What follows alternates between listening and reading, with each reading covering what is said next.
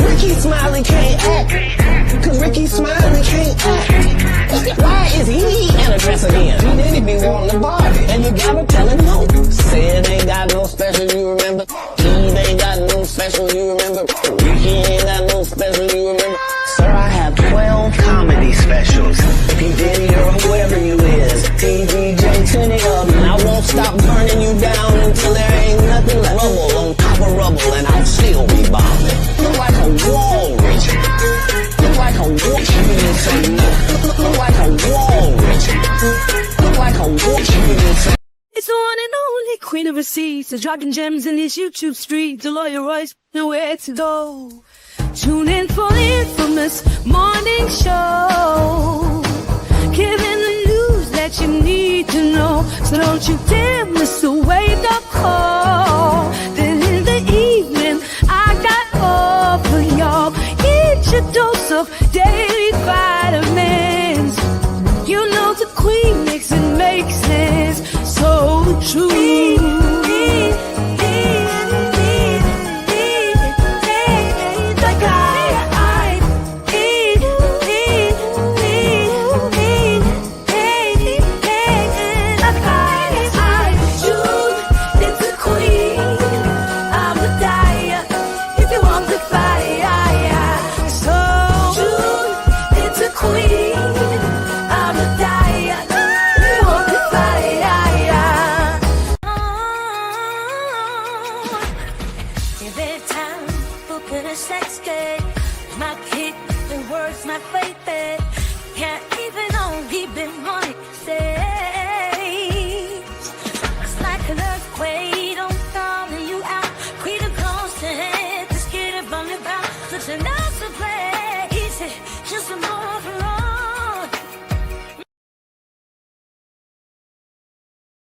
All right. Hello, everyone. Thanks for tuning back in once again to the original Queen Ahmadiyyah Shakur show. I'm your host, Queen Ahmadiyyah Shakur, and this is your Daily Vitamins.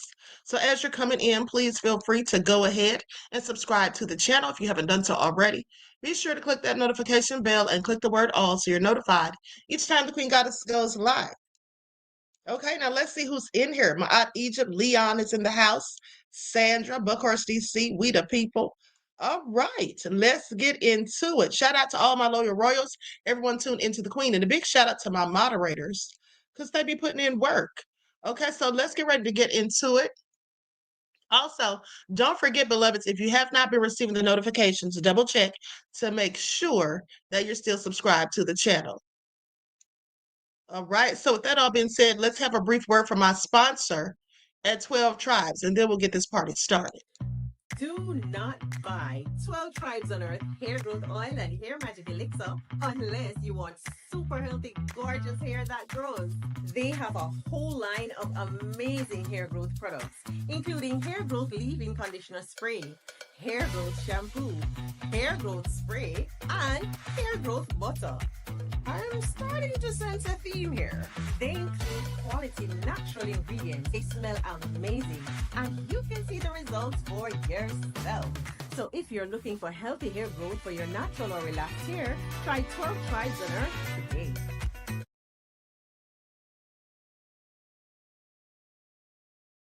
Okay, so don't forget you can purchase 12 Tribes hair oil at Etsy.com. Just look for Lisa Crafts. You can also find it at Walmart.com. Okay, so with that all being said, and don't forget that she has a beard oil as well. Okay, so now let's get into it because Trump has a whole lot going on. As per usual, more information has come out in these Epstein emails. Now, keep in mind that these emails are being given by Jeffrey Epstein's relatives, by his estate. Okay, so this isn't coming from the government. This is not Trump and Bondi being complicit and transparent, because that's what they're not being. Okay, and the fact that Trump has done so many things to try to distract us from the emails and from the list and all of that, it pretty much shows his guilt as far as I'm concerned. I mean, but what do you all think? Now, let's talk about James Comey, because, you know, James Comey and Letitia James are still trying to get their cases dismissed. Now, the judge has been looking at Lindsay Halligan with some skepticism. And also, she was supposed to have a hearing, I believe, today about whether or not she was competent to even be prosecuting James Comey. Okay, so we're going to get into all of that, but let's go to this report on James Comey. Now, it's 3 parts, approximately 3 minutes each. Okay, so we're going to listen to all 3 parts. An intelligence reporter, Ken Delanian, and former Manhattan Assistant District Attorney Rebecca Royfee. Ken, what do we know about this meeting there in Florida and why these 2 prosecutors resigned? Good morning, Anna. Yeah, this is exclusive reporting from our colleagues Vaughn and Laura. And what they learned was that these 2 prosecutors were concerned after they were asked to participate in this investigation that's being run by Jason Quinones, the U.S. attorney down in Florida, that seeks to knit together a vast alleged conspiracy against Donald Trump, going back to the Russia investigation, but then continuing on through the Jack Smith investigations and otherwise. It's a bizarre theory, and I think this just reflects the unease among career prosecutors within the Justice Department about this case. And so Quinones felt compelled to call a meeting of the major crimes unit in his office down there, about 36 lawyers, to try to reassure folks. We don't know exactly what was said in that meeting, but just the fact of the meeting and the fact of the resignations, I think, is a signpost for unease about this case, Anna. And we're also learning more about what those 30 subpoenas that just went out and the materials that they were after and what was in those subpoenas. So, Ken, what can you tell us about that? Yes, these subpoenas seek information from 2016 and 2017. Normally not something you see in a federal case because there are statutes of limitations. And they seek information related to the intelligence community assessment, emails and text messages and other supporting documents. The intelligence community assessment into Russian election interference in the 2016 election. And what's so significant about this is a special counsel named John Durham already poured over all this material. He already investigated this. He found no wrongdoing. He didn't even find grounds to criticize this assessment when he filed his final report in 2023, yet the Justice Department under Donald Trump is going back at this. So the U.S. Attorney's Office apparently bypassed standard protocol by having leadership signed off on these subpoenas rather than line prosecutors. Rebecca, how unusual does this seem to you? Quite unusual. And these sort of departures from normal policy are a sign, a kind of red flag that something has gone wrong. And especially that, along with the resignations, ought to give us pause and make us notice that perhaps something has gone on with improper politicization of the Department of Justice. Ken, let me come back to you because meanwhile, there's some developments in the James Comey case. His defense lawyers just filed a brief arguing that the government's evidence against Comey is, quote, tainted. What's their argument here? What kind of response has the judge provided so far?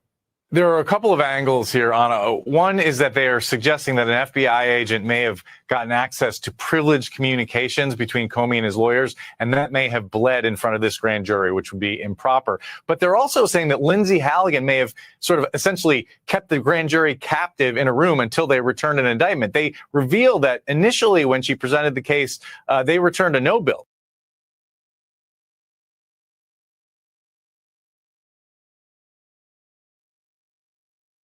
Now, did you all hear that? Saying Lindsay Halligan may have kept the grand jury locked in the room? What? I find this all very interesting. Now, let's go to the second part. This woman is not competent, and I'm pretty sure, as I told you before, that I think she went in there and told some lies. Okay, that's the only way I could see her getting this indictment on James Comey. And she kept them there all afternoon and then finally secured an indictment by 2 votes. And this is exactly why they are trying to obtain the transcripts and recordings of exactly what Lindsay Halligan said to that grand jury, Anna. Rebecca, your reaction?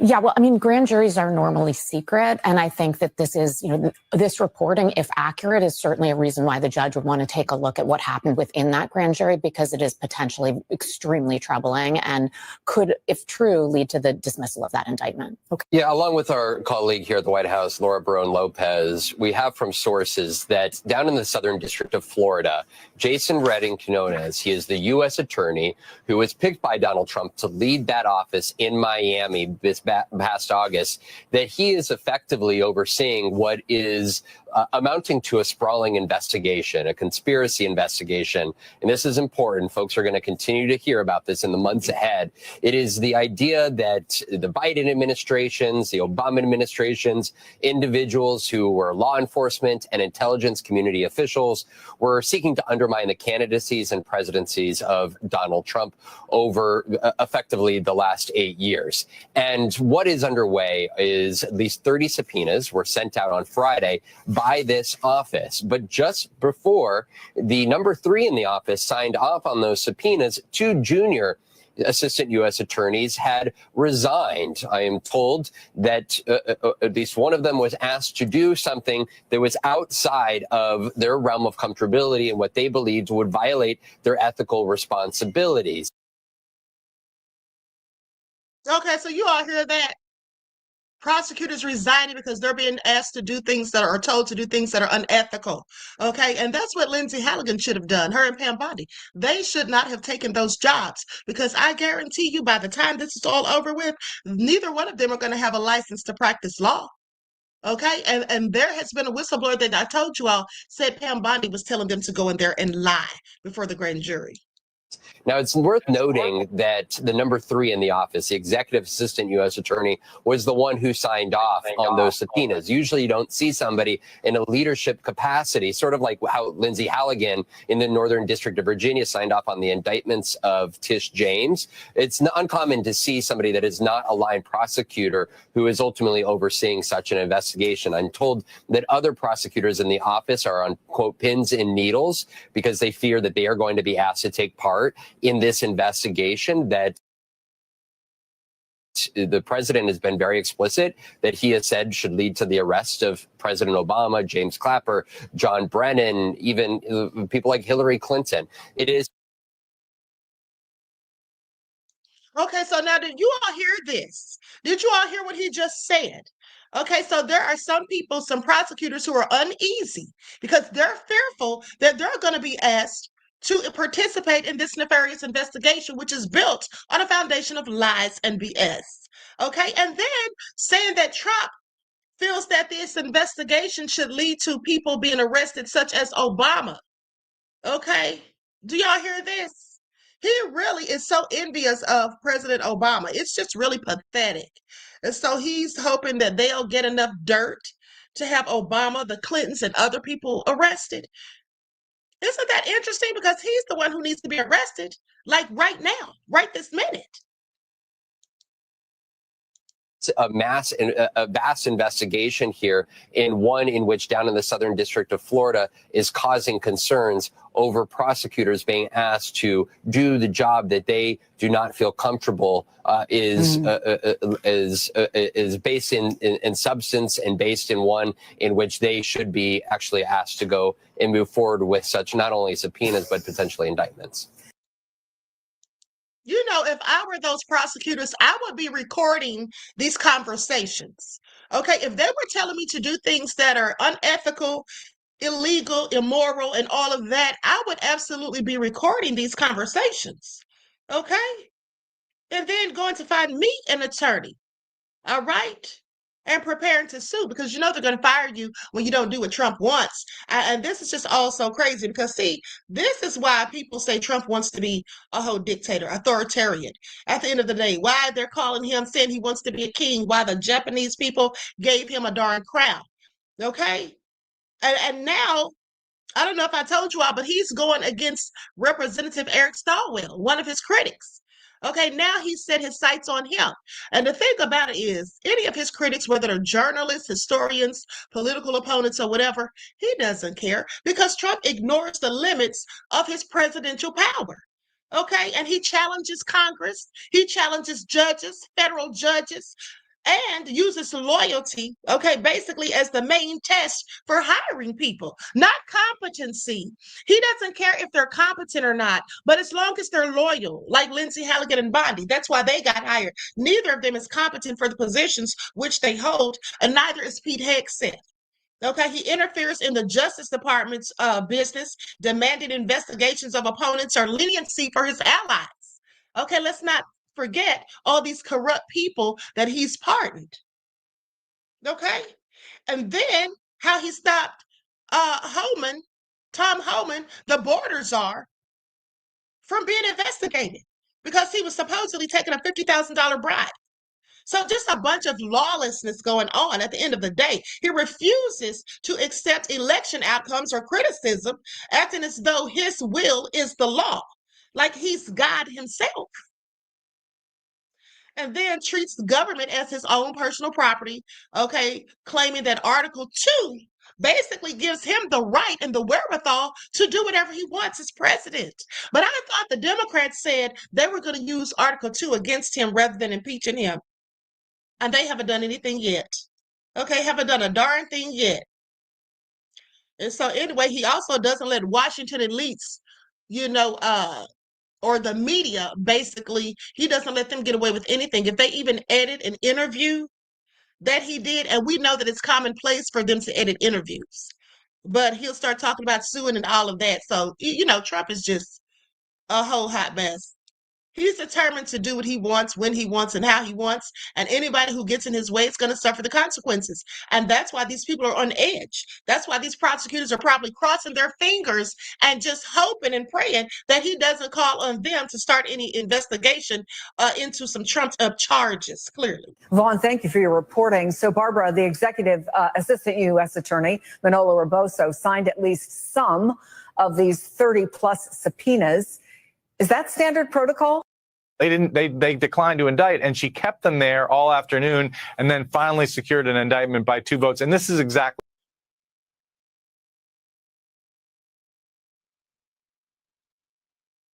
Okay, so now let's go on to part 3.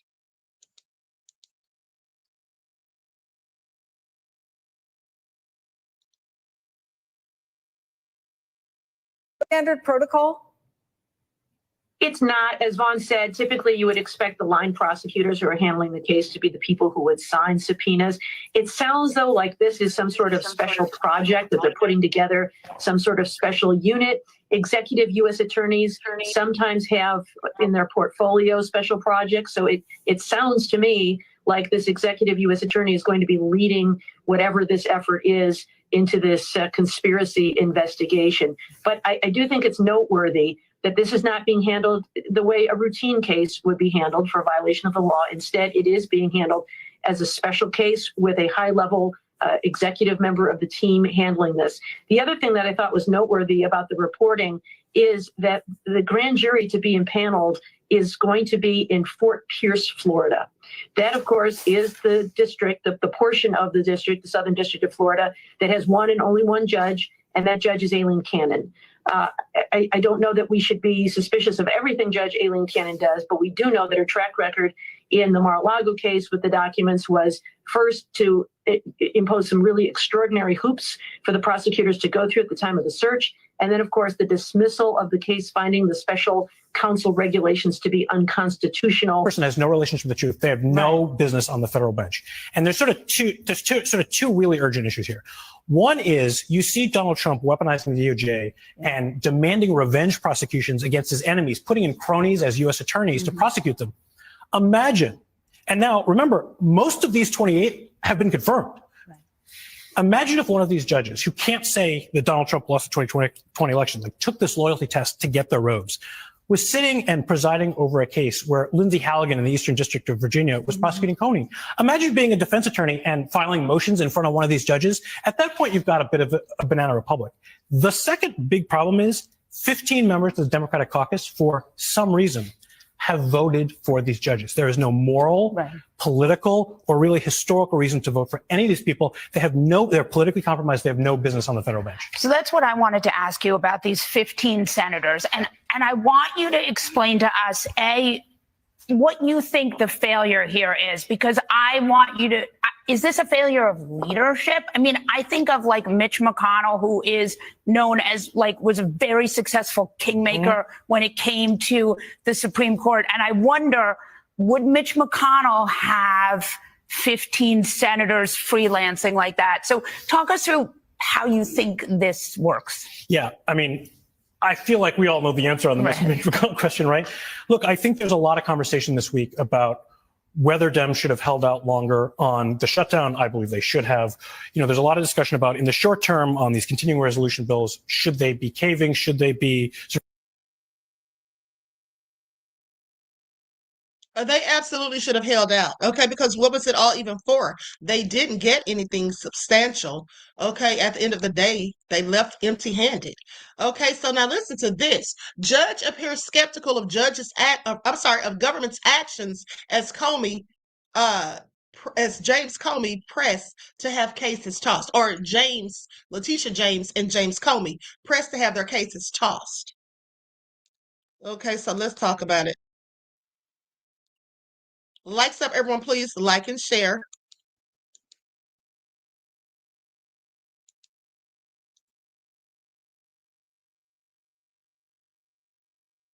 Today, former FBI Director James Comey and New York Attorney General Letitia James will ask a judge to throw out their criminal indictments. Comey is charged with lying to Congress, and James is charged with mortgage fraud. Both have pleaded not guilty. Now they plan to argue the Trump-installed prosecutor who charged them was appointed illegally. Let's bring in Washington Bureau Managing Editor Catherine Faulders and ABC legal contributor James Sample for more on that. Hi to you both. So, Catherine, what can we expect in court today? Yeah, Diane, this is gearing up to potentially be quite a consequential hearing for both James Comey and Tish James, who have been indicted, as you note, Comey on allegations that he lied to Congress and Tish James on allegations of mortgage fraud. But the reason why a judge is hearing these at the same time is because both parties, James and Comey's attorneys, have filed a motion to invalidate Lindsay Halligan's appointment, saying that Lindsay Halligan, the U.S. attorney here who Trump appointed, his former defense attorney, was unlawfully appointed by the president. They have both filed similar motions. They're both asking for their cases to be dismissed on those grounds. So a judge from South Carolina will be at this court here in Virginia to hear arguments on that. Now, I say a judge from South Carolina because an outside party was appointed to hear these matters, not the judges who will ultimately oversee their cases. So we'll see what happens. But the reality is both sides have argued that Halligan's appointment is invalid, considering there's lots of factors, but considering that the president only put her there after he made very clear that he wanted Comey and James to be prosecuted, and after the previous U.S. attorney, whom he fired, said there was not sufficient evidence to bring charges. So it could be quite an interesting day in court here in Virginia. Sure sounds like it. James, the U.S. attorneys can only serve for 120 days on a temporary basis before they need to be confirmed by the Senate. That period had elapsed by the time Lindsay Halligan was installed. So is that argument as straightforward as it sounds? The argument here, Diane, is pretty straightforward. And one of the interesting things is the law at issue was passed by Congress in 2007. And to give you an idea of just how far removed we are from times that were not exactly nonpartisan, the Senate vote on the law at issue when it passed in 2007 was 94-2. And the reason, and what that Senate law, what that law says, the one that passed 94-2 in the Senate, it says that an interim U.S. attorney can be appointed for 120 days. And after that 120-day period has lapsed, the Senate reasserts its right to a confirmation process. And if there's not a Senate confirmation process, then instead of it going to the executive for the next appointment, it goes to the district court. And so here, where you're talking about successive appointments on an interim basis, the basic idea here is that Congress was concerned with the notion of having an executive, a president, circumvent Senate confirmation as a process by having a series of sort of seriatim, one after the other, 120-day appointments. And so the argument that Letitia James and James Comey are presenting today is not going to be today focused as much on the vindictive prosecution, selective prosecution aspects, as much as it's going to be focused on the idea here that Congress or the district courts should have made the appointment after Eric Siebert was fired. James, the Justice Department is arguing that even if the judge agrees Halligan's appointment wasn't lawful, the two indictments should still stand because they don't, in their words, hinge on her validly holding that particular office. What do you make of that argument? That argument has proven successful in 3 other contexts around the country where this similar argument about the unlawful nature of the appointment process has been successful.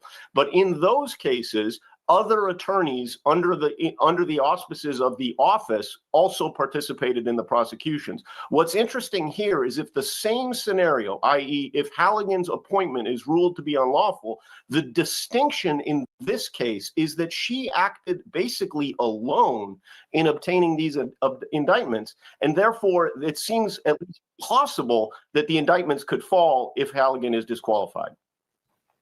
Catherine, what are the next steps in these cases? Well, as James mentioned, this hearing today won't be focused on the arguments that Comey or James were selectively and vindictively prosecuted by Trump's Department of Justice. But we will be out here again next week where there is a hearing scheduled in the Comey matter just about that issue. So there will be.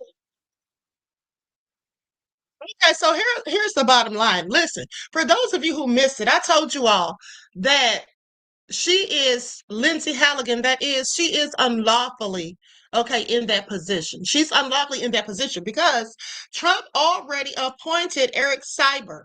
Now, they keep saying that man got fired, but that man said he resigned, okay? Trump appointed him, okay? He formally appointed this man or nominated Eric Seibert to be the U.S. attorney for the Eastern District of Virginia in May of 2025, okay? But he later withdrew the nomination before the Senate could even confirm him, okay? He resigned in September.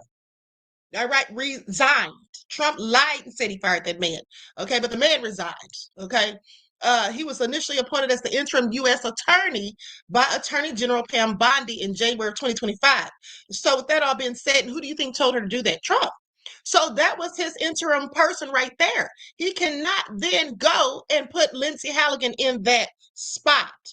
The president can appoint an interim U.S. attorney to a single specific vacancy, but cannot generally install an endless sequence of interim appointments for the same position, as the law outlines specific time limits and alternative procedures. Okay? And also, let us not forget that Pam Bondi went back and tried to retroactively signed the paperwork to try to make it look like she got Lindsay Halligan in the position before the statute of limitations ran out, but she didn't. Okay, but she didn't. It was the statute of limitations had already passed like 30 days before she even put her in there. Okay, and she goes back and tries to pull a fast one. These are the things these people are doing. Okay, these are the things these people are doing. Now, with that all being said, likes up, everyone. Please like and share. Thank you in advance. I just find it also interesting because they had a hearing on Lindsay Halligan. Hearing on Lindsay Halligan's authority as U.S. attorney in James Comey and Letitia James cases. And then also some reporter published some unsolicited text from Trump's handpicked prosecutor, Miss Lindsay. They exposed her text, I guess, because that's what it looks like. Please pay attention. Now I'm going to share my screen. I'm waiting for this video to load. Okay, lawyers for former FBI Director James Comey and New York Attorney General Letitia James asked the judge on Thursday to basically disqualify the interim U.S. attorney who brought the criminal cases against them. Now, their lawyers argued that Lindsay Halligan, who was handpicked by President Donald Trump to oversee the Eastern District of Virginia, was appointed after a previous U.S. attorney in the district had used up the temporary 120-day period. Okay, that's allowed before Halligan was appointed in September. Okay, so that's what I was trying to tell y'all. This is absolutely unlawful. You can't do it. Okay, that's what you can't do. Now let's go to this report. Likes up, everyone. Please like and share. Thank you in advance. And see, the thing is, I don't think Trump knows the rules or even cares. Okay, Trump doesn't know how things work. We all know that because it was just maybe a week or so ago when he was asking for help with the SNAP, dispersing the SNAP benefits. Okay, he's a whole idiot. And he has a bunch of other idiots working for him. Go figure. Improperly appointed to her role, Trump's handpicked U.S. attorney in Virginia is attracting scrutiny for another reason. Lindsay Halligan reportedly spent some 33 hours on and off during a recent weekend texting with a reporter, not in regards to Comey's case, but that of another one of the president's targets, New York Attorney General Letitia James. It was reporting on that case that kickstarted this back and forth that you're about to see. Let me explain. Anna Bauer is a senior editor for the nonprofit publication Lawfare. She recently posted about a New York Times story concerning the case that was being made against the New York Attorney General, and Halligan is the person, of course, who presented that case to the grand jury. Less than an hour after Bauer posted about it, Halligan messaged her directly on the encrypted app Signal that reporters often use. And according to Bauer, Lindsay Halligan wrote, quote, "Anna, Lindsay Halligan here. You're reporting things that are simply not true. Thought you should have a heads up." What followed that initial text was more than a day of text insisting that the reporting from the New York Times was inaccurate. Now, Bauer hadn't reported that, but because she had repeated it online, Halligan was going back and forth with her on the merits of that reporting. Then, after a few hours, Halligan wrote, "By the way, everything I ever sent you is off record. You're not a journalist, so it's weird saying that, but just letting you know." Bauer responded, quote, "I'm sorry, but that's not how this works. You don't get to say that in retrospect." She then tonight posted the entire text chain to Lawfare. And Anna Bauer is my source here tonight. And thank you so much, Anna, for being here, because I'll tell you, I know a lot of Trump people who are sending this story around when they first saw it. I just wonder, what was your reaction when Lindsay Halligan first reached out to you? Now I want you all to pay attention. Lindsay thinks she's slick. Okay. After she sent all those texts, then she's going to say everything's off the record, meaning don't say anything about these conversations we've had. Oh, no, honey. Okay. She's putting it all out there. All right. She's putting all the text messages out there, as she should. Yeah, I was really surprised, and honestly, I was very curious to hear what she had to say. For some background, Caitlin, I did not have a pre-existing relationship with Lindsay Halligan in terms of speaking to her as a reporter. We had met one time many years previous while I was reporting on Trump's criminal investigations and criminal cases. She was on that criminal defense team. But other than that, she was very much a stranger to me, essentially. So when I learned that she actually was texting me, or I suspected that it really was Lindsay Halligan, I was interested to hear what she had to say. I report on the cases that she is prosecuting. And so I was curious, but it seemed like mostly what she wanted to talk to me about was a tweet that I wrote that summarized the New York Times reporting concerning certain grand jury testimony in the Letitia James case.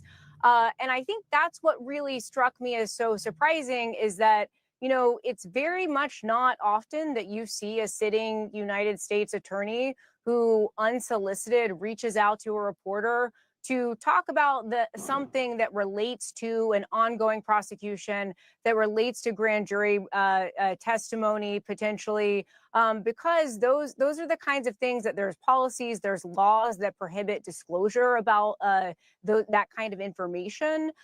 So while I don't think it's very unusual to have a prosecutor reach out about that subject matter, I did find it really strange, and especially considering we didn't have a pre-existing reporter-source relationship.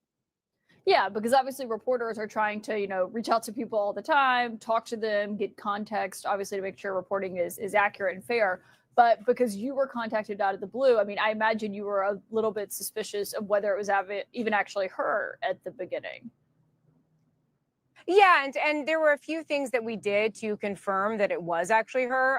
So one thing is, as I mentioned, we had previously met one time several years before.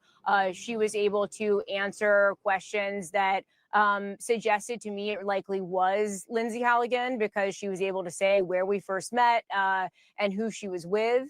And then we later were able to obtain her phone number, which then connected to the existing conversation that we had. And then finally, right before we went to publication, we reached out for comment through the Public Affairs Office at the Department of Justice. They can. Okay, I think I've heard enough of her. I think I've heard enough. Okay. So the bottom line is this woman is not competent. Okay. It just isn't. Lindsay Halligan at the end of the day. She's only done insurance claims. Okay, so make that make sense. And now, as I was telling you all, Trump has now set his sights on Representative Stalwell. Now, mind you, Stalwell knew it was coming. He saw this coming because he already expressed his concerns about it in September of this year. Representative Eric Stalwell, a vocal critic of President Trump, said on Thursday, and this is from September, that he fully expects to be prosecuted by the Trump administration over his criticism, but said he refuses to shy away from exercising his right to freedom of speech. He says, I'm ready for it. I fully expect it.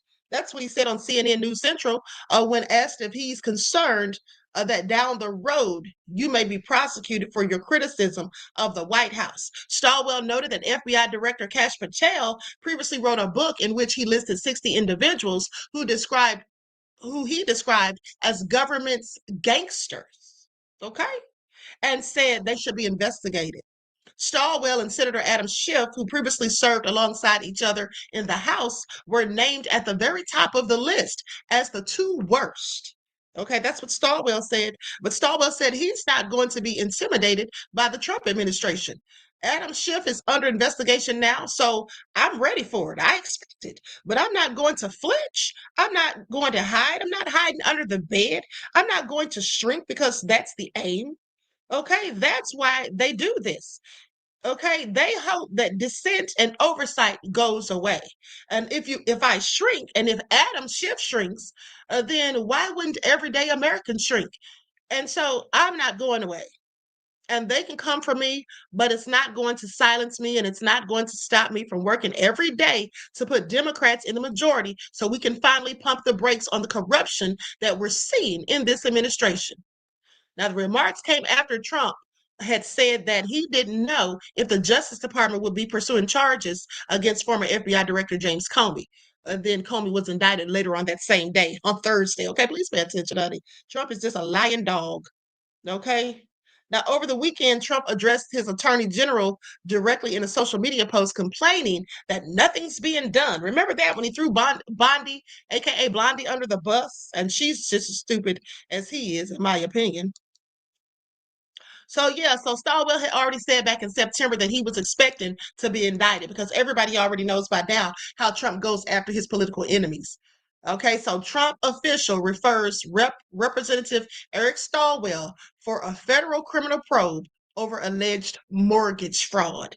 Okay, this is what Trump keeps coming for. This is why he was trying to get rid of Lisa Cook, okay, the governor of the Fed, and then Letitia James. He's accusing her of mortgage fraud. So here he goes again, and James Comey is charged with lying to Congress 5 years ago. So a top housing official and President Donald Trump's administration has referred California Democratic Rep Eric Stalwell to the Justice Department for a potential federal criminal probe based on allegations of mortgage and tax fraud related to a Washington, D.C. home, and this is according to a person familiar with the referral. That person is likely Trump. Please pay attention. Now, he is the fourth Democratic official to face mortgage fraud allegations in recent months. Are y'all listening? Trump said if he can't get him one way, he's damn sure going to get him another. Okay. Now, Bill Pulte, the director of the Federal Housing Finance Agency, alleged in a letter sent to Attorney General Pam Bondi on Wednesday that Stalwell may have made false or misleading statements in loan documents. How interesting. Now, the matter has also been referred to the agency's acting inspector general. Okay, now they say, as the most vocal critic of Donald Trump over the last decade, and as the only person who still has a surviving lawsuit against him, the only thing I am surprised about is that it took him this long to come after me. That's what Stalwell told NBC News. Now, the referral, according to the source, alleged several $1 million worth of loans and refinancing based on Stalwell declaring his primary residence as Washington. It calls for an investigation into possible mortgage fraud, state and local tax fraud, and insurance fraud, as well as any related crimes. Now, the Justice Department did not immediately return a request for comment. The move comes as Trump has publicly urged the prosecution of his political opponents. Okay, Pulte previously sent criminal referrals to the Justice Department for two other prominent Democratic critics of Trump. Okay, that's New York Attorney General Letitia James and Senator Adam Schiff from California, as well as Federal Reserve Governor Lisa Cook, who was nominated by then President Joe Biden on allegations of mortgage fraud. All three have denied any wrongdoing. Now, they say, like James Comey and John Bolton, Adam Schiff and Lisa Cook, Letitia James, and the dozens more to come, because he's coming after more people. This is not it. This is only the tip of the iceberg, okay? I refuse to live in fear in what was once the freest country in the world, referring to other Democrats and Trump critics who have been targeted by this administration, saying, of course, I will not end my lawsuit against him, and I will not stop speaking out against the president and speaking up for Californians. So NBC News previously reported that Bondi appointed a special attorney to probe the allegations against Schiff and James. Adam Schiff and James. So Stalwell and Trump have clashed repeatedly since Trump's 2016 election, and he's among the president's most outspoken critics in Congress. Now, a former prosecutor, Stalwell was one of the earliest Democrats to call for investigation into allegations of Russian meddling in the 2016 presidential election and played a role in both of Trump's impeachment proceedings. So you know Trump don't like him, okay? He has said that he fully expects to be prosecuted by the Trump administration. So Trump and his allies have countered Stalwell's criticisms with claims that he had ties to a suspected Chinese spy and has been compromised by a foreign intelligence agency. Stalwell denied those claims, and a House Ethics Committee probe ended in 2023 with findings of no wrongdoing. See how Trump just lies on people, just accuses people of all sorts of crimes and things that he knows darn well they haven't done. He's just grasping at straws, doing all of this while at the same time hoping that no one brings up his criminal past. Now, the Wall Street Journal reported this week that multiple Fannie Mae watchdogs who were removed from their jobs have been investigating whether Pulte improperly obtained mortgage records of several other Democratic officials, including James, and citing people familiar with the matter. Now, the Federal Housing Finance Agency responded to the Journal report, saying that anonymous sources in the article were attempting to obstruct the criminal justice system by completely fabricating false and defamatory claims. Okay, Pulte told Bloomberg News over the summer that he has used public records and documents in the probes and defended the efforts, saying, is it mortgage fraud to say that you live in one area and not another area? Yes, it's mortgage fraud, he said. We're not going to be intimidated. Okay, so they're saying it's mortgage fraud. If you say you live in one area and you really don't, you live somewhere else. To me, that's just all being petty and silly as hell. Okay, and clearly grasping at straws. But hey, this is what Trump does. Okay, this is what Trump does. So with that all being said, let's get into this Epstein stuff. Oh, but before we get into that, hold on. Because you know they said Trump didn't come to he missed another UN meeting. I'm starting to Trump show up at these meetings because he doesn't want them criticizing him and his nefarious actions. That's what it seems like, because he's missed at least 4 of them that I can recall. Here we are at the United Nations, where the United States government has failed to show up because Donald Trump doesn't want his report card on human rights. I think we all know why people don't want their report card, because it's full of F's, D's, D minuses, and E's. I'm sure avoiding his report card is not new to Donald Trump. He doesn't love education. He doesn't like books. He doesn't like democracy. He doesn't like an honest view of history. I'm sure. But I'm here to say that I came here with a number of other electeds. We had the input from the mayor of Chicago. We had some great information coming out of Los Angeles.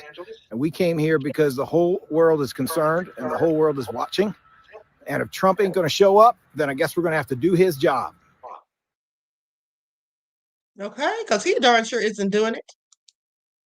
He darn sure isn't doing it. Now Trump is still, trying to act like the Epstein thing's a whole hoax. This is what he posted to Truth Social. is saying the Democrats are trying to bring up the Jeffrey Epstein hoax again because they'll do anything at all to deflect on how badly they've done on the shutdown and so many other subjects. Trump, that's what you're doing. Okay, it's so amazing how he continues to project the things that he's doing onto the Democrats. Okay, I just find it all so interesting. And so anyway, only a very bad or stupid Republican would fall into that trap. The Democrats cost our country $1.5 trillion with their recent antics of viciously closing our country while at the same time putting many at risk, and they should pay a fair price. There should be no deflections to Epstein or anything else, and any Republicans involved should be focused only on opening up our country and fixing the massive damage caused by the shutdown. Do y'all hear this? Do y'all hear this? Trump just thinks that the fact that he's still trying to sit up here and shame people when he should be ashamed of himself, talking about any Republicans, trying to go in on them. But y'all, look at this. Look at this. I mean, do they not look like twins? That her daughter is her whole twin. Okay. I just thought that was interesting when I saw that the other day. Okay, so anyway, now let's go to what an Epstein victim had to say. New Epstein emails intensify debate in Congress as Trump pressures Republicans. Okay, so there's an Epstein victim by the name of Lisa Phillips who she detailed manipulation tactics that were used on the victims.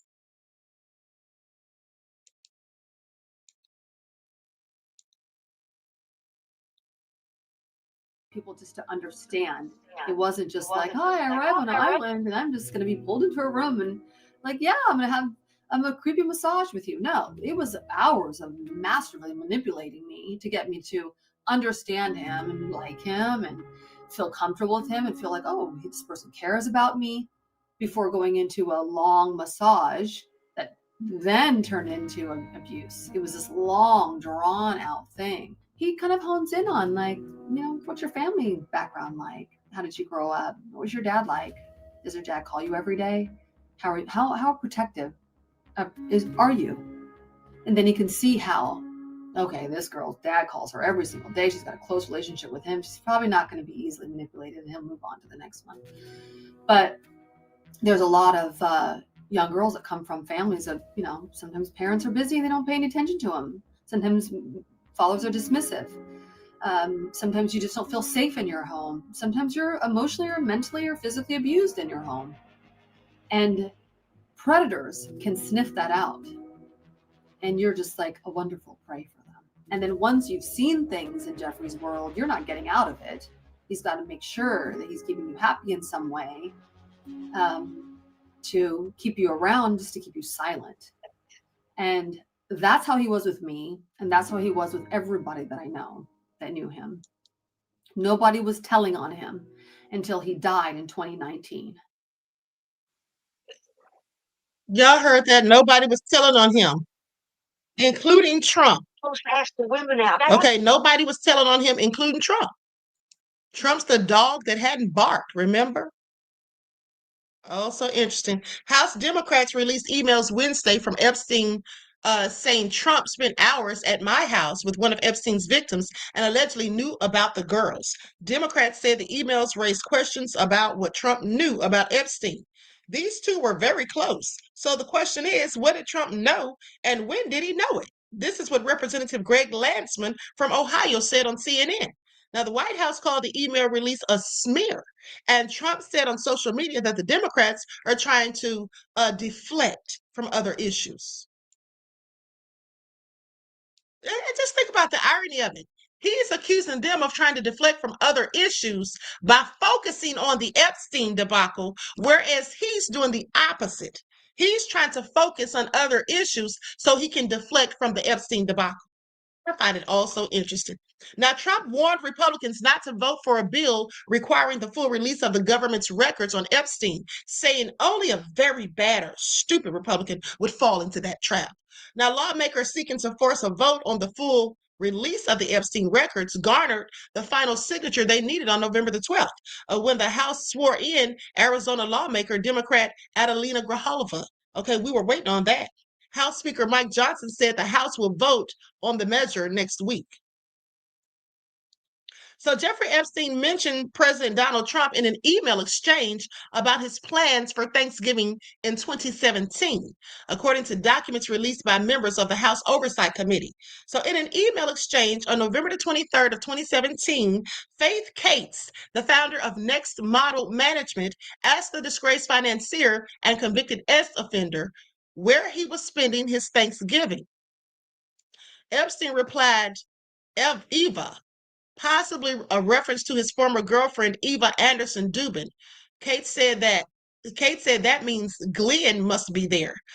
A likely reference to Glenn Dubin. Okay, Anderson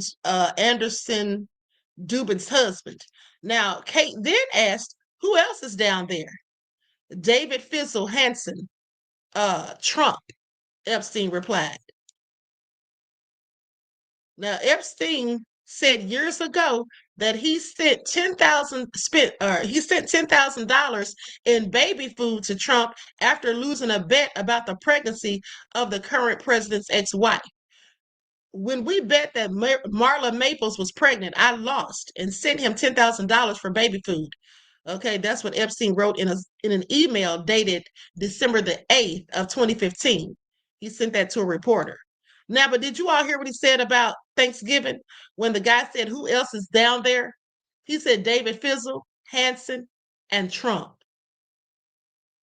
Okay, so Trump was already in office at this point. I just want you all to pay attention. This was in November of 2017.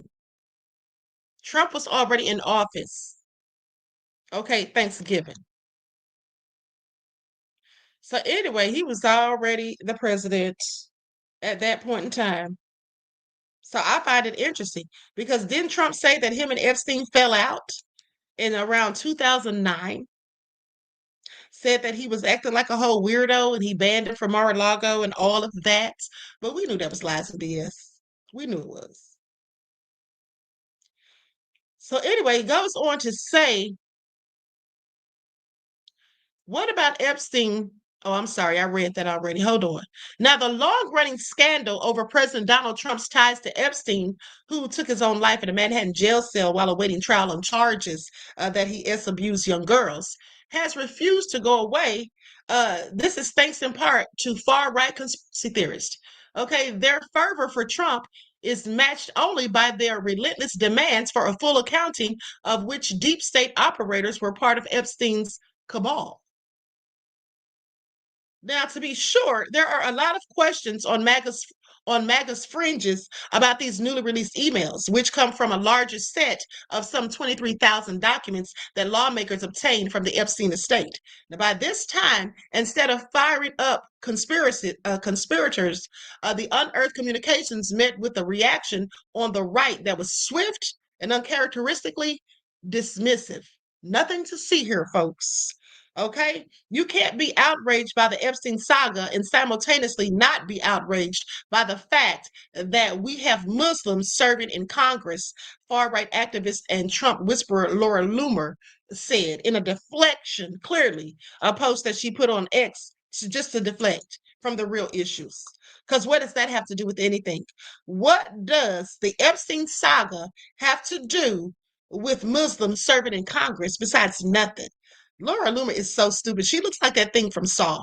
Okay, how many times do I have to say it? Now, it just shows there's nothing there. Radio host Alex Jones said on his show, launching into a defense of Trump's innocence. Jones claimed to have every angle covered and said it was clear to him that Trump knew nothing about Epstein's crimes. How is it clear to him?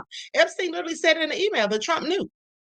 So the emails, Jones said, would eventually prove not only that, but a different conspiracy involving various figures.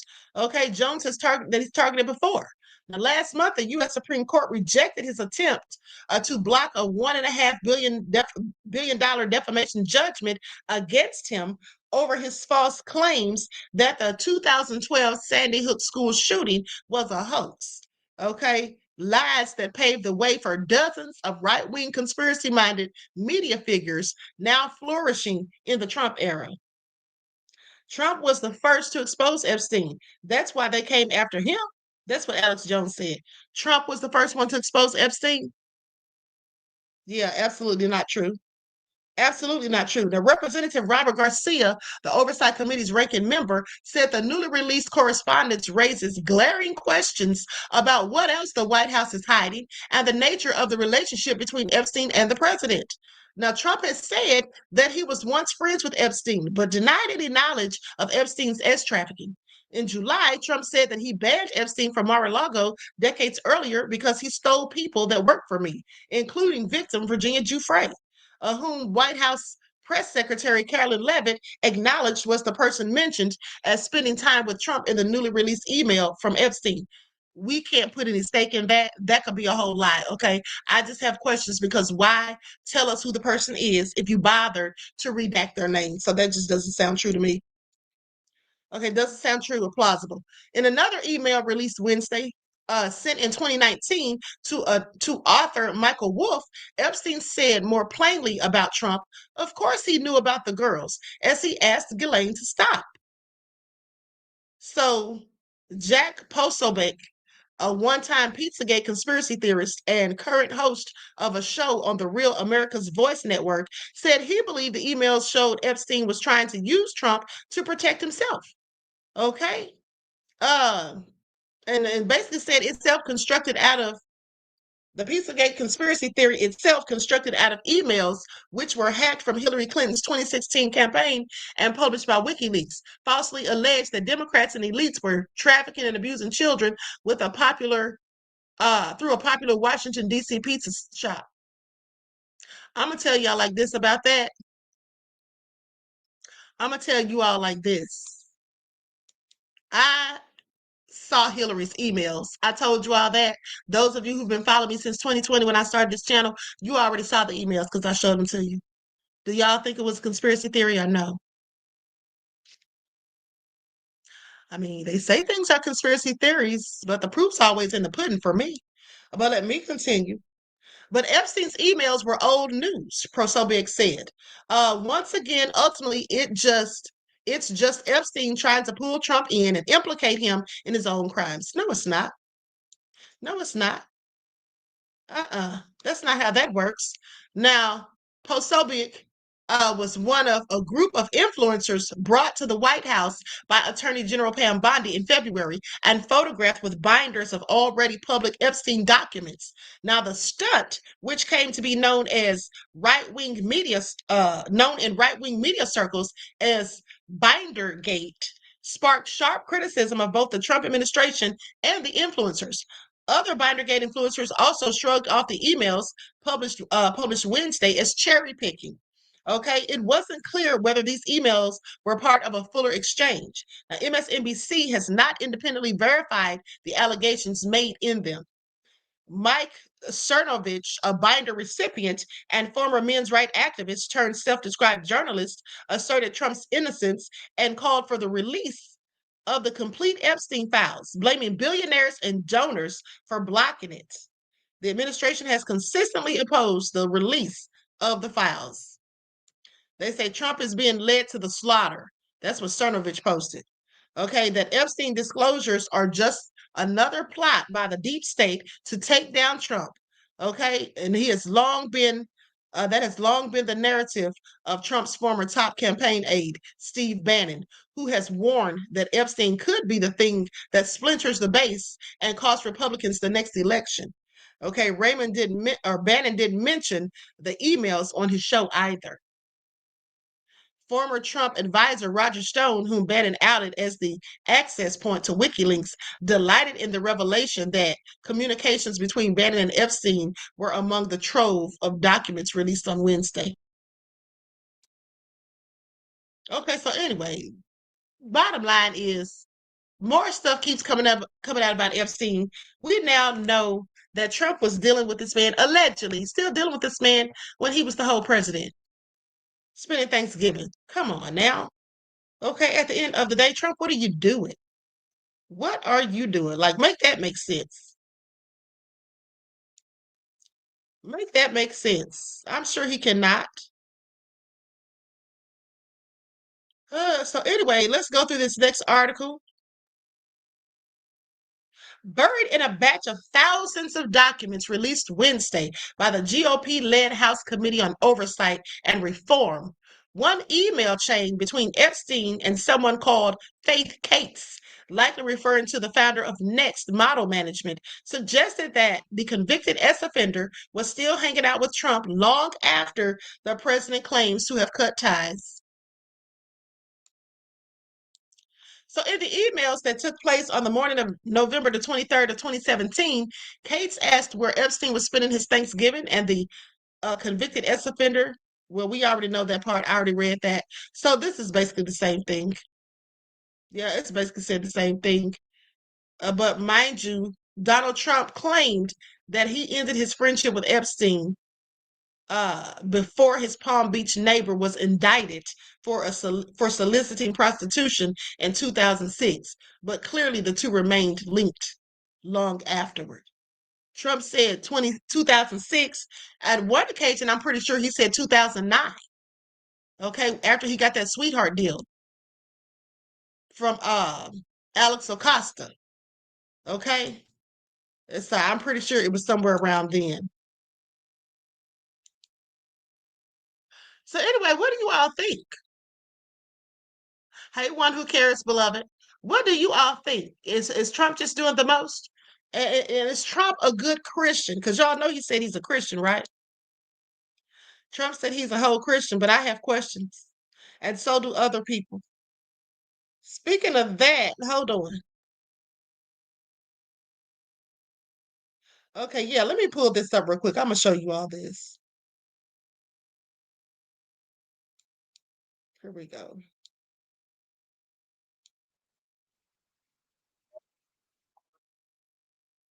I know this man's about to go. I know this poor man's about to go in. He is about to go in. He's going to curse up a storm too, but just let him cook. Excuse for a man just stood on that stage and gave you a speech directly out of a 1940s German playbook. He exalted himself as a savior of this once great nation while declaring his inauguration a day of liberation. And he did so while laying out lie after lie after lie. He lauded that the former administration had allowed an invasion at our southern border, yet it was him who shot down the bill. He told you people that foreign countries will be paying for his terrorists, once again proving he does not know the definition of the term. He said clear as day he plans to bring back the Alien Enemies Act of 1798. You know, the one that allows him to throw you in a concentration camp if he can connect you to anyone he calls an enemy. That worthless excuse for what should have been a stain on the mattress sheet sat up there and said God saved him so he could make America great.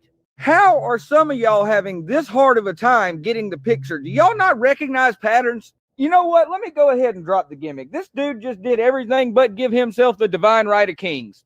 People, y'all got to wake up.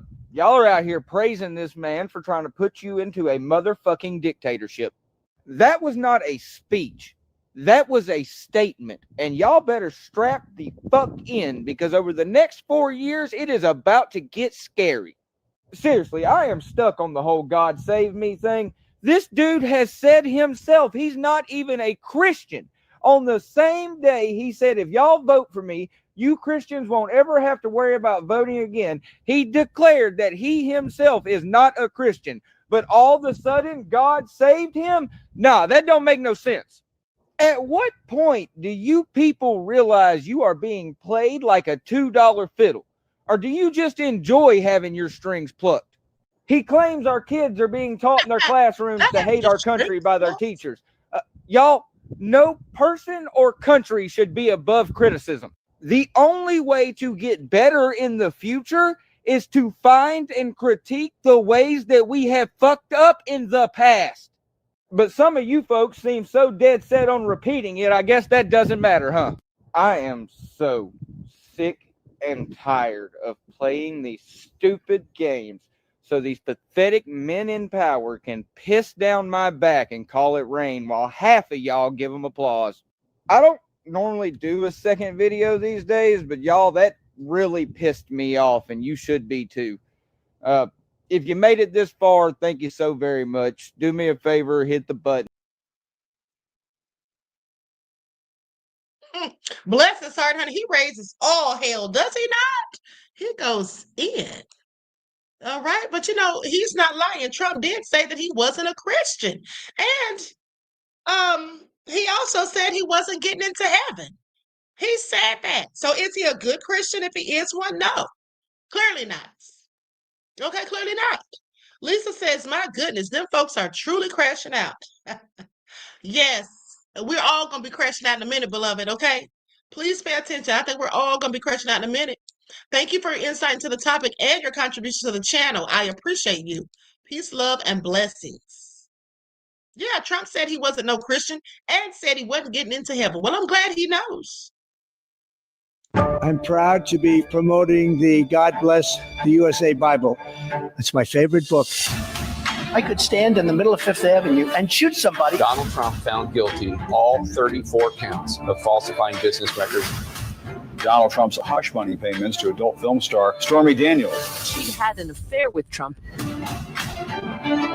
I am the chosen one. The Trump Organization frauded the state of New York. $354 million. I'm very greedy.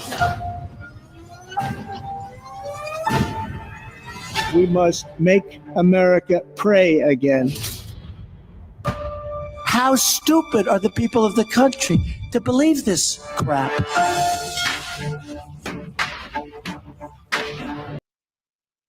Okay, he called the people of the country stupid. Y'all heard him. Y'all heard him. That's what he said. Okay. And then, you know something else he said? You know something else? Trump said that he has never, I repeat, never asked God for forgiveness. He doesn't like to ask to be forgiven for things. That's what he's saying. Let's get into it. Trump is the Antichrist. I'm convinced. Never asked God for forgiveness.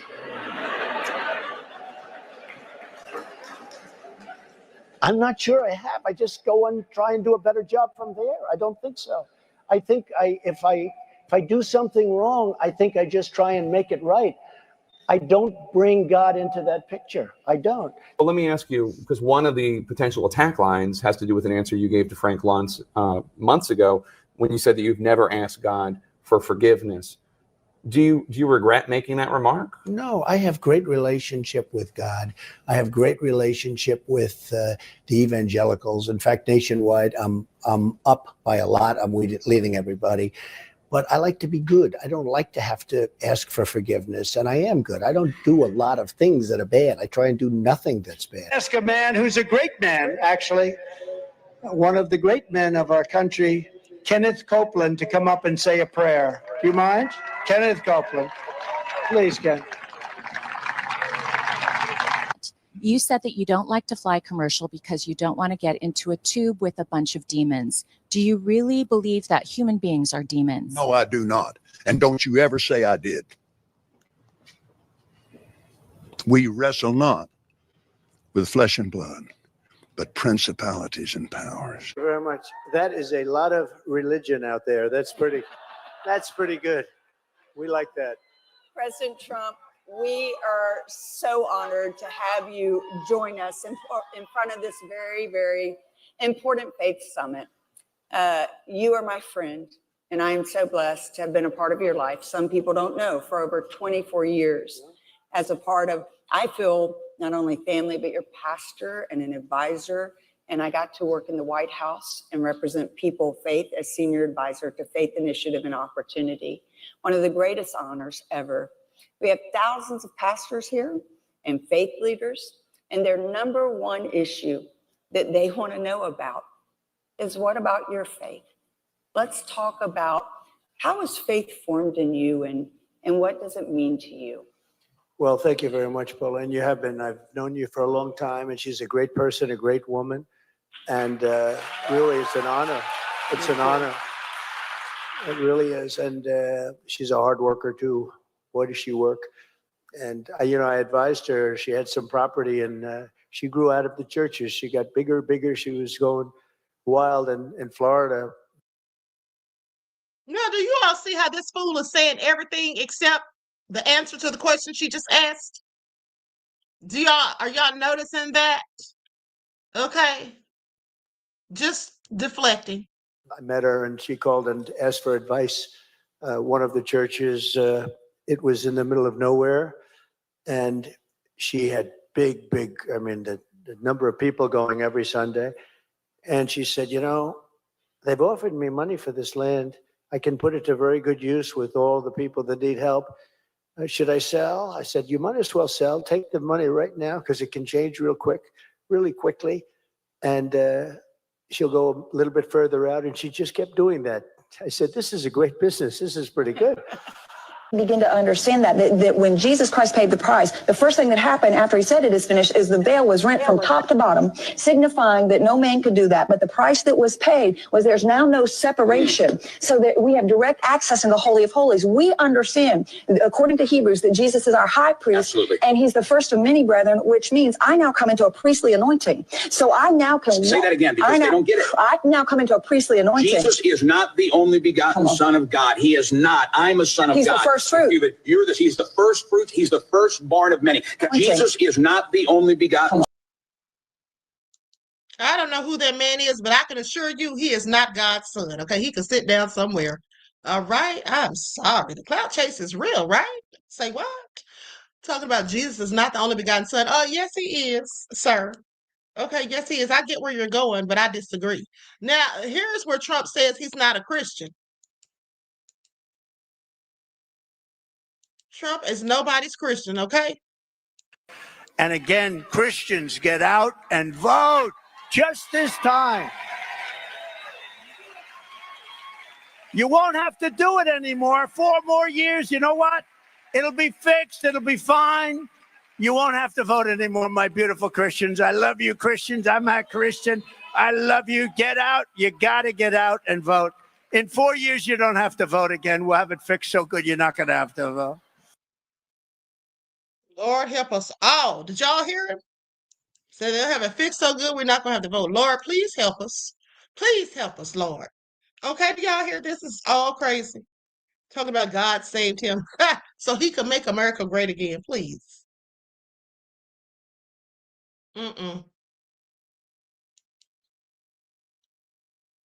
Absolutely not.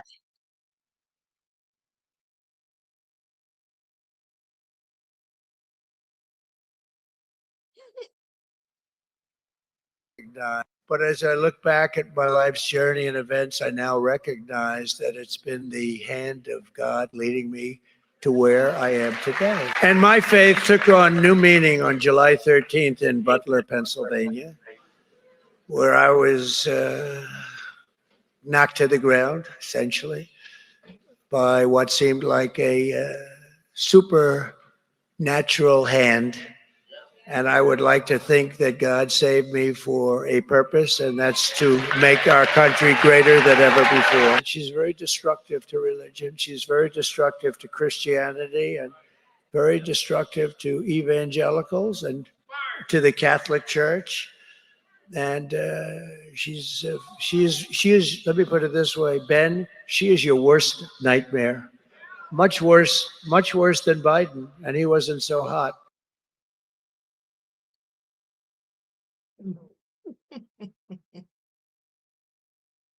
I'm so done.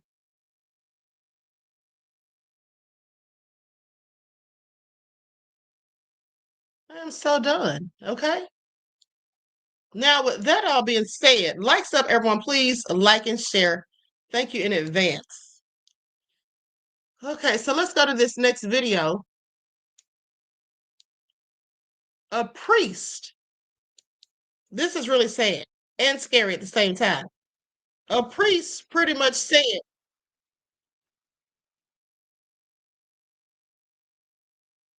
A priest pretty much called Trump the devil. Okay, in my opinion. That's what I got from it. He was pretty much calling Trump the damn devil. Okay? No lies detected. Father David here. Well, how do we know if Trump is of God or of the devil? Well, there's actually a very simple way to discover that, especially if you're a Bible-believing Christian, because we all know about the three temptations that Satan put before Jesus in the desert before he began his public ministry. And what were those three temptations? They were money, power, and fame. Those are the very temptations that Donald Trump not only succumbs to, but celebrates. They are the temptations that he is urging all of us to follow. Money, power, and fame. These things are from the devil. Jesus calls us to love one another for who we are and as we are, and to serve one another, no matter what, with self-giving love. That is the heart of Christianity.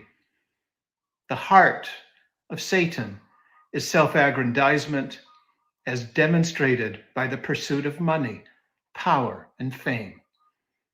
So if you want to support Trump, you go right ahead, but please realize whose train you're riding on, because Scripture makes it quite clear.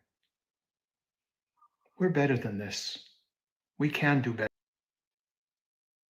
Okay, and everything he said, what Trump is telling people to focus on, are the same things that Satan himself tried to tempt Jesus with. Okay, I want y'all to pay attention. That's the same stuff that Satan tried to tempt Jesus with in the Bible. Okay, please pay attention. Trump is nobody's Christian.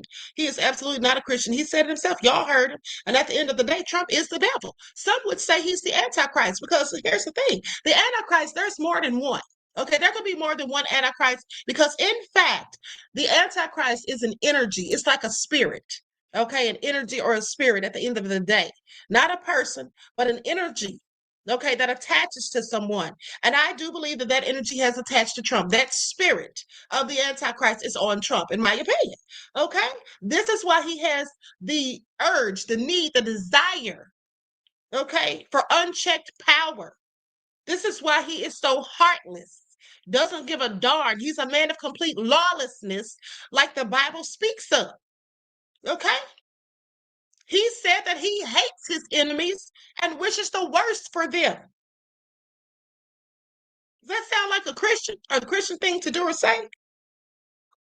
And he was right. He's not going to heaven. He knows he's not going because he's not wanted there. Okay. Now, think about this. The Bible describes the Antichrist as a future figure who will oppose Christ, claim to be God, and deceive through many signs and wonders.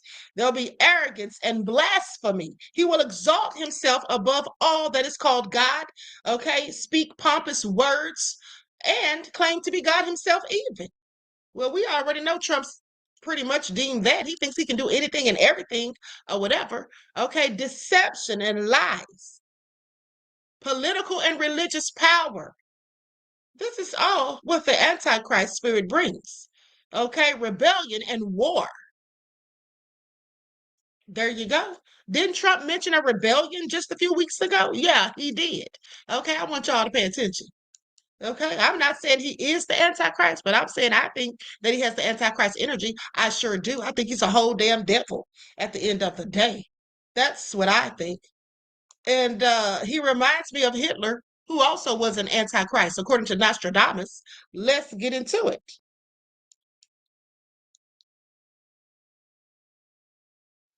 Now, this is a prediction from Nostradamus, who I am a big fan of.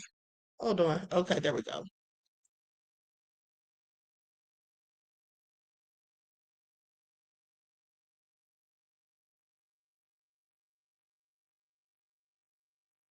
Three men that he called antichrists.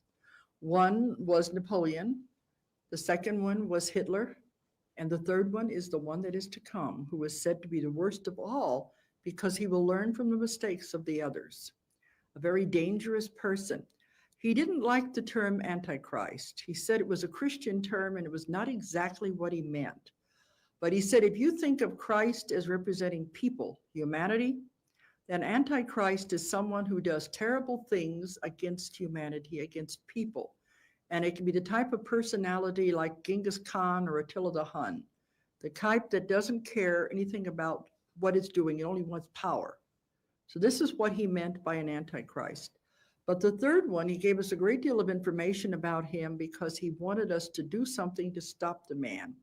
He said, in the Bible, in the book of Revelation, and other books in the Old Testament, the people saw the same things that he saw, the prophets did. They only put them in their symbolism they could understand in their time, but they all saw the same thing.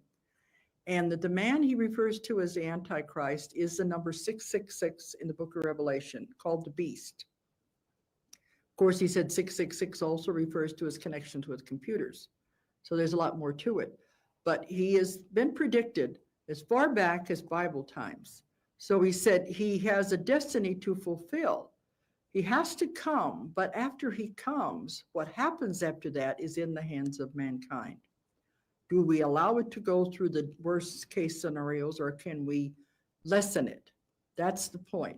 But the man is alive now, and he has his destiny to fulfill. We were given a lot of information about this man because he is so important. Okay, y'all hear that? Mm-hmm. So there you have it. At the end of the day, there you have it. One box says, Nostradamus, I heard of him. His writing is parallel to the biblical end times reading. Yeah, he made a lot of predictions, okay? A lot of predictions. Now, with that all being said, Trump is definitely of the devil and not of God. And when he says that God saved him, well, he's talking about his God, not mine. Because I'm sure me and him don't worship the same God, if I'm just being honest. Okay, I give praises to the Most High. All right. Now, with that all being said, do you all remember the other day when I told you all how Trump was talking about going to Nigeria or basically sending military to Nigeria and all of that because they're committing genocide on the Christians? And then the Nigerians came out and said that wasn't the case. And then, China came out and said that they have Nigeria's back if Trump wants to bring it. Russia, if they want, they said they'll have their back if they want to bring it. Well, Nigeria doesn't really seem to believe that. They don't really seem to believe it. This man is saying that they're not going to do anything. They're just talking. And that is what people do sometimes. They'll act like they're all going to ride with you or have your back or whatever. And then when the ish pops off and hits the fan, then you're standing there by yourself. Okay, so they could be right.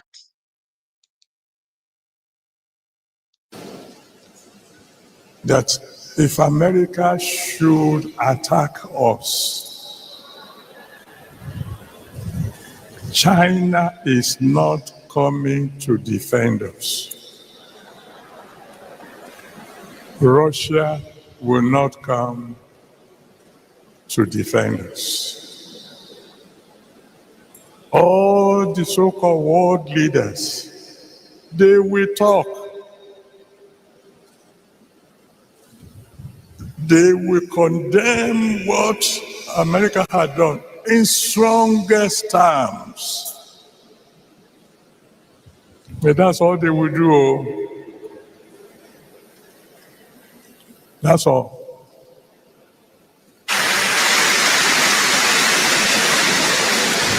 Let's let the government use diplomatic method to convince President Trump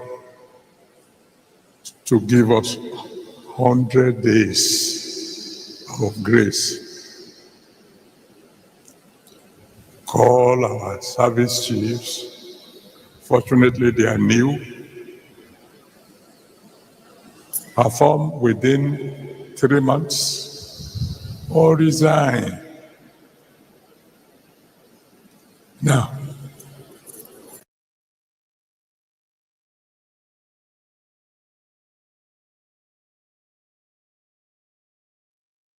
Okay, he was talking so slow. I don't know about you all, but I just get so antsy when someone is just speaking very slowly like that, okay? At the end of the day. But here's the thing. Listen, you know, we're in for a rocky next few years because we know how Trump, it's going to be a whole lot of havoc. Look forward to there being martial law.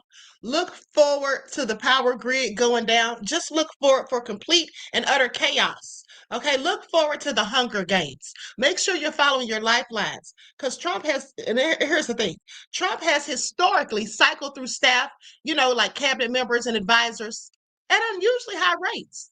Okay, frequent firings and resignations. All of this just creates different problems. Okay, because he doesn't have Trump doesn't have his priorities together. In fact, he often shifts his priorities, if you ask me. Okay, moving from one thing to the next, always trying to gaslight and deflect, always telling lies or whatever. And at the end of the day, it's going to be a whole lot of more BS that comes in the days ahead.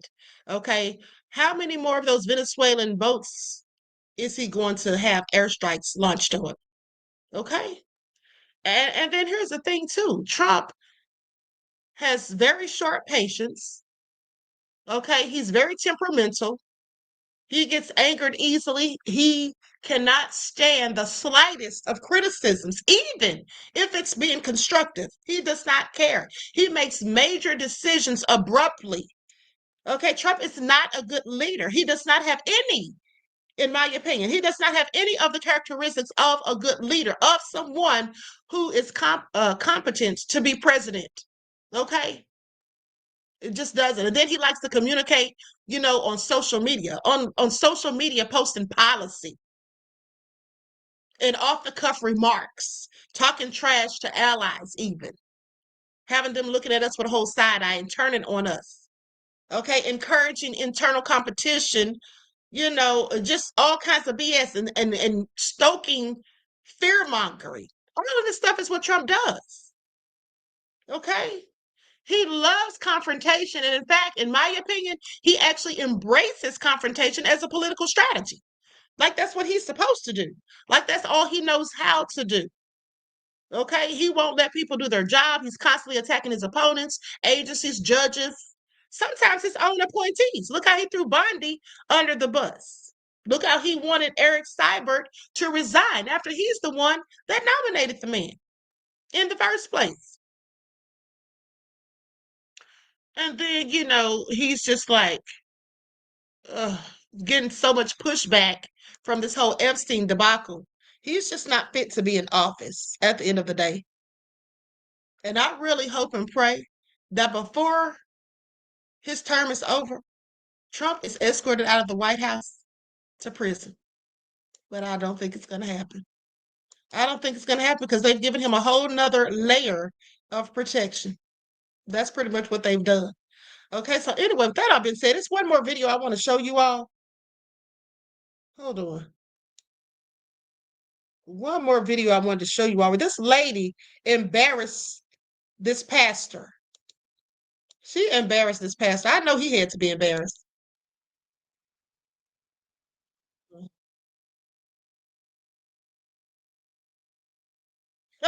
And listen to this. Hold on. I don't know where I put that video, but here's one where the pastor said that God told 17 people in the church to sow a seed of $10,000. Do you all remember the video that I showed you all where the pastor was saying somebody is supposed to give him $10,000 and then they're going to be a multi-millionaire and all that foolishness.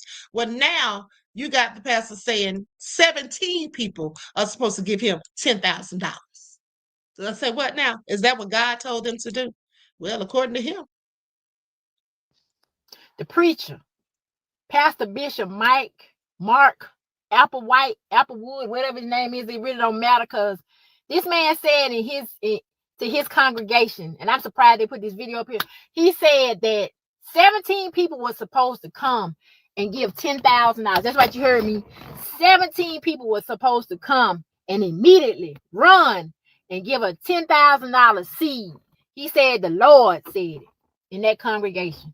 I didn't see too many people moving, but he did say like this one pastor in the front has already sold his $10,000. You know why? Because both of y'all crooks together and y'all done put this thing together. Y'all done devised a plan to fool these people and make them actually think that God told them to sow a seed of $10,000. A lot of people ain't even got $1,000 in their savings. So how they gonna give you $10,000 a piece? $10,000, 17 people. That's a lot of money. That's a whole lot of cash. You hear me? What is going on? These preachers are dangerous. You know what I'm saying? They are very dangerous. In a time like this, a preacher is up there asking people for $10,000. I don't care. At a time like this, 5 years ago, $10,000, 10 years ago, that's a lot of money. My question is, why is God telling you to sow a seed, telling you to tell these people to give you that kind of money? What are you going to do with it? That's my question. They always talk about sowing seeds, these preachers, and giving thousands and thousands of dollars, but they never tell you about what they're going to do with that money. So I figure if God tells them that you're supposed to sow a seed of $10,000 from 17 people, he dang sure going to tell you what the seeds are going to be for. He dang sure going to tell you where he wants you to plant them seeds, but you never hear that, do you? But 2 weeks later, you see your pastor driving a Bentley, Lamborghini or whatever, get his mansion bill. So where are these seeds going for real? Y'all think about it. But 10 people, $10,000 was supposed to come from 17 people in that audience. And he said the Lord told them that they had to sow a seed. Y'all better stop using the Lord's name in vain, trying to hoodwink and bamboozle these folk out their money. Because somebody like me, I'm going to speak on it every time I see it. You're going to see me make a video about y'all. Stop trying to fool these folks. They're not going to stop doing that. Not these pork chop pastors. That's what they do best. They're absolutely not going to stop that, because here's the thing. A lot of these mega churches, they preach prosperity gospel. Okay. And with prosperity gospel influence, these pastors are always asking people for money, promising miracles, and acting as though the road to riches starts with you spending money. Okay. Starts with you spending thousands so you can become a millionaire. That's what they're out here telling people, okay? Telling people to sow seeds for healing or debt collection, or debt cancellation. They're even starting to sadly influence some of these smaller congregations. Some of these smaller churches are starting to do the same thing. It's really sad at the end of the day. Okay, blessings shouldn't cost anything. The pastor performing a eulogy for someone that passes away in his congregation should not be based upon whether or not they were current on their tithes. Church is nothing more than a business at this point. Okay, that's just the way it is. These people don't seem to care about the people who attend their churches. These pastors don't. All they seem to care about is the money. And here's the thing. Wouldn't have a problem donating a few dollars to the church, because in fact that's how they operate, off of donations. If they need to fix something, if they need to buy new pews, or just different things, I understand that they need donations, but the thing of it is, you don't get to tell somebody how much to donate. Okay, that's rude and it's disrespectful. And that's what a lot of these pastors are doing. We just heard Marvin Winans sitting up there telling these people to give him $2,000 a piece. And when the lady only had $1,200, he went in on her and embarrassed her in front of everyone. And then there was another lady who had like a $2 envelope she was giving him, and then like $1.80 in another. And she had to announce how much she's given. That's embarrassing. What if people are just giving what they have and they may have meager means? Okay, why should they be humiliated when they're trying to do the right thing? But that's what these pastors do. They want to shame you and blame you if you don't give them what they desire. That's how that goes. I wouldn't give them shish. Okay, that's what I wouldn't give them. Because first of all, people need to start reading the Bibles and stop letting it sit on your mantelpiece and gather and collect dust. And then you go to church and you sit there and you allow the pastor to decipher the Bible to you and interpret the messages. You're supposed to interpret it for yourself. Okay, the Bible says study to show thyself approved.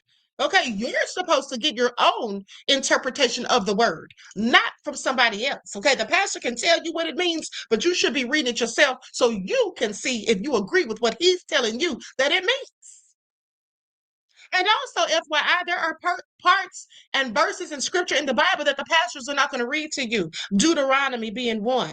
Okay, the one that talks about yokes of iron upon people's necks and all of that. Most of these pastors are not going to talk to you about that. Okay, and they've made a deal so that they don't have to talk to you about that. And that's why they get 501c3s and don't have to pay taxes. Okay? Because they make that deal when they're in school for theology.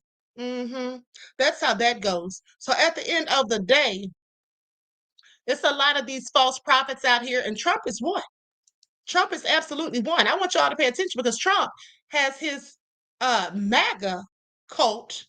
They act as though Trump is God, as if he's worthy of praise and worship, and as if they need to believe everything he says and defend him to the T. Okay? A false prophet. Trump's out here telling nothing but lies. That's all he tells. There is nothing that comes out of Trump's mouth that is ever the truth, in my opinion. Everything he says is questionable. Okay? Every single thing that he says is questionable. And we already should know by now that he had a whole lot going on with Epstein. Okay? He had a whole lot going on. Okay? The gig is up. Okay, the Republicans are sitting here trying to act like the Democrats are picking and choosing which emails to release, talking about they're trying to hide the Democrats that were involved. Republicans, y'all were involved. Yeah, you were. Y'all were involved. Okay, how many people did Jeffrey Epstein have meetings with? How many people was he dealing with and hanging out and socializing with? Okay, a lot of these politicians, don't let them fool you. A lot of these politicians from both parties, okay, bipartisan, okay, across party lines, at the end of the day, I guarantee you. So when the Republicans are sitting here trying to act like the Dems have something to hide, no, the main one hiding something is Trump. Okay? Because Trump ran his whole campaign talking about he's going to put out the Epstein files and then gets in office and doesn't want to put out the Epstein files. And also, let us not forget that he's possibly, okay, very likely contemplating about letting Ghislaine Maxwell out of prison, pardoning her. Okay? He needs to go to jail for that alone if he pardons Ghislaine Maxwell. That's what he needs to do. He needs to go to prison for that alone. All right? And quite frankly, I don't know who took Jeffrey Epstein out in that cell. I don't think he did it to himself. I never did. I think somebody had that done, and I wouldn't be surprised. Let me just hush right there. I'm going to leave it right there. At the end of the day, okay, so with that all being said, that's right, Claudette said classic bait and switch. Exactly. You already know. Terry Hinn said, Druff, you a hypocrite. Of course he is, beloved. Of course he is. Okay, so anyway, with that all being said, I'm going to conclude this broadcast. I want to thank you all for tuning in. Please like and share, subscribe to the channel if you haven't done so already. Get a membership. We have True Crime Sundays for members only. Okay, I'm about to start having some other stuff for members only as well. Okay, please pay attention. Now, with that all being said, listen, I'll see you all in the morning for your morning wake-up call. I hope you enjoy the rest of this evening. I love you all to life. Until next time, each one teach one. That's how we grow and thrive. Do something productive, constructive, but never destructive. And always remember, beloveds, to keep the Most High first in your lives. Peace.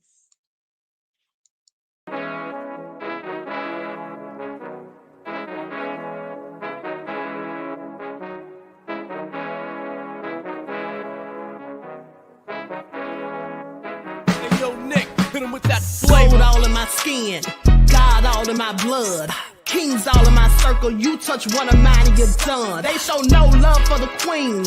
Why you hating on me?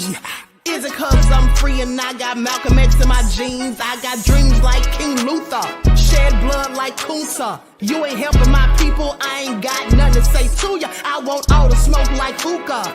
Talking reparations, America won't be great until they give us compensation. I'm like, I'm the hottest right now. That's See right. A bunch of lames out here trying to jock on my style. They be doing too much. I'm the queen, it's too easy. It's like they all at Popeyes, how they be talking so greasy. I just sit back and laugh while these haters get madder. So nefarious how they don't want my pockets with cheddar. I tell them they can do better. These snakes in the grass can leave a bite on your ass, cause y'all be trusting too fast. I got my foot on the gas, other one on they necks. Dropping receipts on haters, you better show some respect. I'm never facing regrets, we only facing the threats. Running through every challenge like a relay, break no sweat. It's a cold game, so I got that blanket with me. Now that my people awaken, ain't no going to sleep. I do not play by my piece. This time I'm playing for keeps. You talking slick, but when I see you like them ends, we gon' meet. And I got gold all in my skin, God all in my blood, kings all in my circle. You touch one of mine and you done. They show no love for the queen. Why they hating on me? Is it cause I'm free and I got Malcolm X in my jeans and I got gold all in my skin, God all in my blood, kings all in my circle. You touch one of mine and you done. They show no love for the queen. Why they hating on me? Is it cause I'm free and I got Malcolm X in my jeans and I got